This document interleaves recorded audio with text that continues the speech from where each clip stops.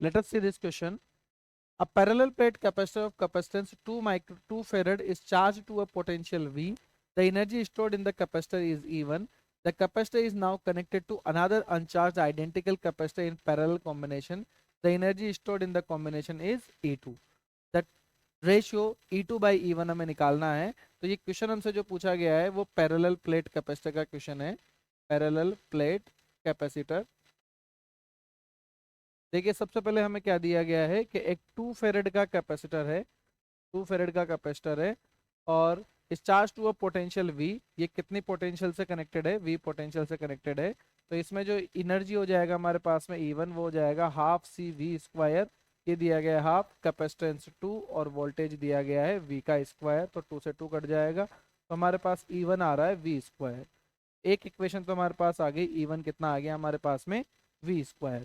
अब क्या किया गया है, the energy stored in the capacitor is E1. The capacitor is now connected to another uncharged identical capacitor in parallel combination. अब क्या किया गया है कि ये 2 माइक्रोफेरेड का कैपेसिटर जो हमारे पास में था, 2 माइक्रोफेरेड का कैपेसिटर जो पहले V वोल्ट तक चार्ज है, उसको अनचार्ज्ड कैपेसिटर 2 माइक्रोफेरेड नहीं 2 फेरेड का जो कैपेसिटर है अप टू V वोल्टेज तक चार्ज है, उसको 2 फेरेड के कैपेसिटर के अनचार्ज कैपेसिटर के साथ में कनेक्ट कर दिया गया है।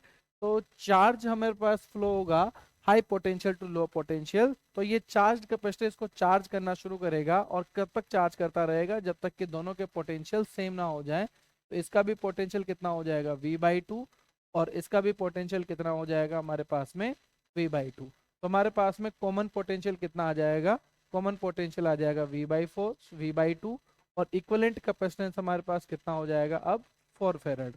ठीक है, तो हमारे पास न्यू एनर्जी कितना हो जाएगा E2 is equals to half C equivalent और V कॉमन का स्क्वायर, तो कितना हो जाएगा 1/2। कॉमन इक्विवेलेंट कैपेसिटेंस आ रहा है 4 और ये V का स्क्वायर हो जाएगा V²/4, तो ये 4 से 4 कट गया, हमारे पास कितना आ गया V²/2। तो नई एनर्जी हमारे पास कितना आ गया V²/2, ये हो जाएगा हमारे पास में इक्वेशन नंबर 2। अब देखते हैं हमसे क्या पूछा गया है, E1/E2 पूछा या E2/E1 पूछा गया है। हमसे पूछा गया है E2/E1। तो अगर हमें E2/E1 निकालना है तो E2 की वैल्यू तो है हमारे पास में V²/2 और E1 की वैल्यू है V², तो ये रेशो आएगा हमारे पास में 1:2। तो देखते हैं कौन सा ऑप्शन मैच कर रहा है। 1:2 will be our right answer.